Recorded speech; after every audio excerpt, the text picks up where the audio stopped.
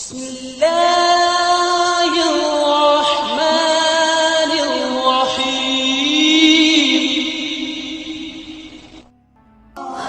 کہتے ہیں جی کہ ہم ایئرپورٹ پر بس چلاتے ہیں،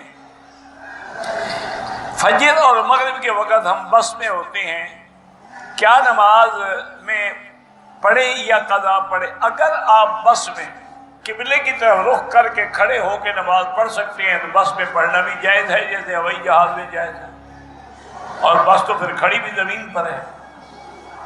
یا آپ اتر کے بس کے قریب کھڑے ہو گئے، جلدی جلدی فرض ادا کر دیں۔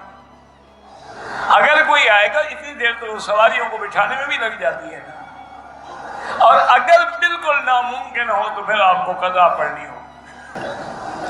میرے بیٹے کا نام شعیب ہے، پڑھائی کرتی لیکن روز بروز اور بھی کی طرف جا رہا۔ اللہ ہدایت دے، آپ پڑھتے رہیں، مایوس نہ ہوں۔ دیکھو نا، انبیاء نے حضرت یعقوب علیہ السلام جب جدا ہوئے بیٹے سے تو کب ملا؟ بیٹا 7 سال کا تھا جب ملا تو وہ بادشاہ بن چکا تھا۔ تو اللہ کی مرضی ہے، جب چاہے دعا منظور فرمائے، لیکن اس کا فائدہ ضرور ہوتا ہے۔ یہ ناممکن ہے کہ نہ ہو۔ اگر شوہر نے اپنی بیوی کو کہا کہ آئندہ سے فلاں بات نہیں کرنی، اگر کہو گی تو میری طرف سے فارغ ہو، بالکل طلاق ہو جاتی ہے، طلاق رجی ہوگی، اور رجوع کر لے اور آئندہ ایسی باتیں نہ کہا کرے۔ بعض ائمہ کہتے ہیں کہ طلاق تو نہیں ہوتی، ایک قسم کی ایک قسم ہے، اور کفارہ قسم 10 مسکینوں کو کھانا کھلائے۔ سورۃ یاسین، سورۃ رحمان، اوقات کا کیا؟ دن رات میں جب چاہو پڑھو، کوئی وقت کی پابندی نہیں قرآن پڑھنے میں۔ ایک حدیث میں ہے کہ رات کو سورۃ واقعہ پڑھا کرو مغرب کے بعد۔ میں نے تفسیر انوار البیان میں پڑھا ہے کہ سامری کی پرورش جبریل نے کی تھی۔ بالکل ٹھیک بات ہے، صحیح روایات میں ہے، بلکہ علماء نے لکھا ہے کہ دیکھو، سامری کی تربیت کی جبریل نے، وہ کافر بنا، اور موسیٰ کی تربیت کی فرعون نے، وہ نبی بنا۔ اللہ کی شان ہے، یعنی کافر کے گھر میں نبی پیدا ہوا، اور جبریل جس کو کھلاتے پلاتے رہے وہ کافر ہو گیا۔ یہ بچڑا اسی نے بنایا تھا نا، جو آج تک گائے کا جھگڑا چل رہا ہے ہندوستان میں بھی، وہی گائے کی پوجا کا جھگڑا ہے۔ یہ اصل تو سامری ہے۔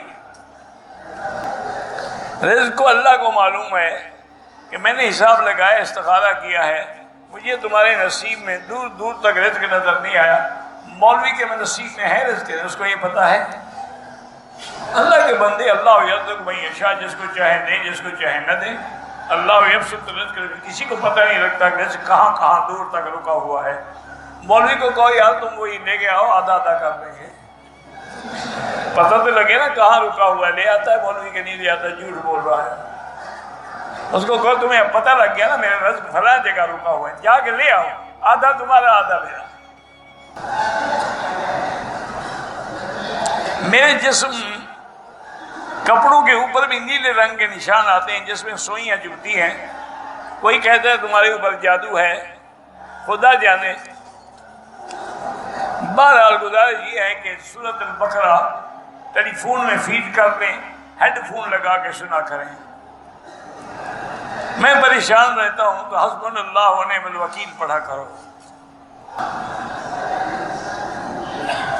اگر خواتین اپنے بالوں کی صفائی جو ہے زیر ناف، وہ ریزر سے بھی کر سکتی ہیں، بالکل کر سکتی ہیں۔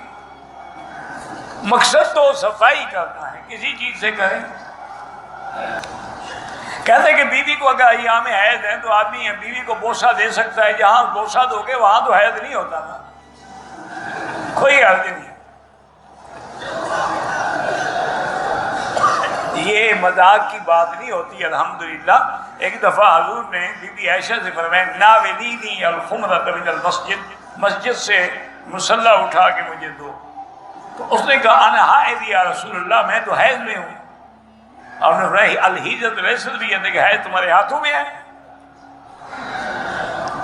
پھر بی بی نے اٹھا کے دیا۔ تو یہ میں الحمدللہ کبھی کسی مسئلے میں مذاق نہیں کرتا، اس کی کوئی نہ کوئی حقیقت ہوتی ہے۔ تم جو ایسے الٹے پلٹے سوال پوچھتے ہو، میں کیا کروں؟ ایک آدمی نے ٹیلی فون پر 3 بار طلاق دی اور 3 ہو گئی۔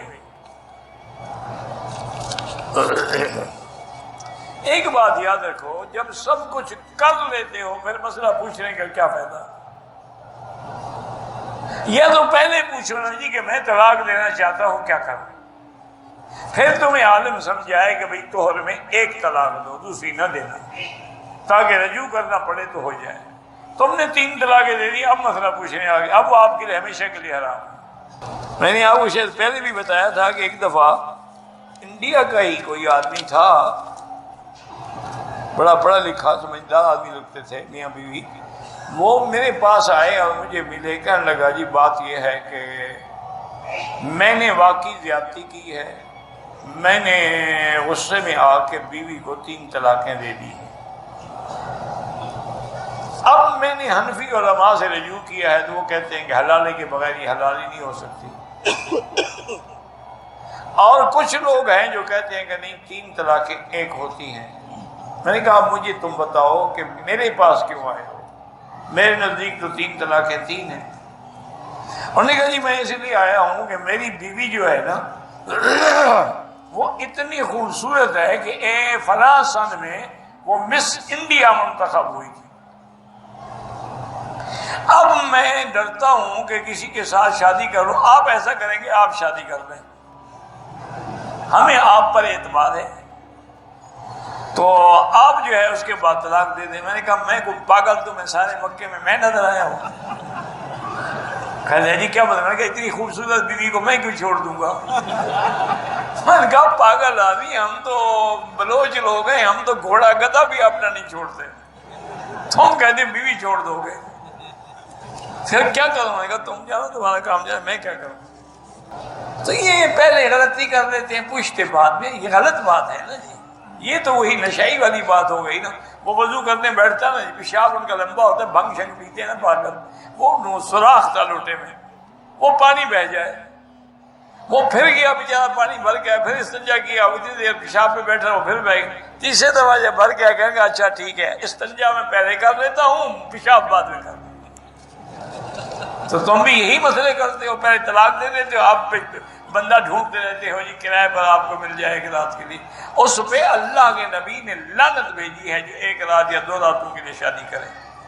لعن اللہ المحلل والمحلل لہ، کہ یہ حلال کرنے والا اور کرانے والا دونوں پہ اللہ کی لعنت۔ وہ شادی کرے، اس کی مرضی آئے چھوڑے، مرضی آئے نہ چھوڑے، یا مر جائے۔ میرے بیٹے کی اولاد نہیں ہے، اللہ جن کی بھی اولاد نہیں ہے ان کو اولاد صالح عطا فرمائے۔ وہ ہمارے علاقے میں تھے کہ بڑا نام مجھے بھول گیا، سہارے خان یا کیا نام تھا، بلوچ تھا، تو کہنے لگا مکی صاحب میں نے بیوی کو طلاق دے دی ہے اور طلاقیں میں نے 3 دی، اب میں جاہل ہوں، جٹ ہوں، کچھ ہوں، لیکن میں حنفی مسلک سے بدلتا نہیں ہوں۔ اب اس کا حل ہے کہ وہ عورت کسی سے شادی کرے۔ اچھا اگر ایسا ہو سکتا ہے کہ میں کسی سے شادی کر دوں اور وہ نہ چھوڑے تو میں اس کو قتل کر دوں، پھر تو بیوی تو حلال ہو جائے گی۔ میں نے کہا بدبخت بیوی حلال ہو جائے گی، تم قتل کے مجرم بن جاؤ گے۔ کہتے ہاں یہ مسئلہ بھی مشکل ہے۔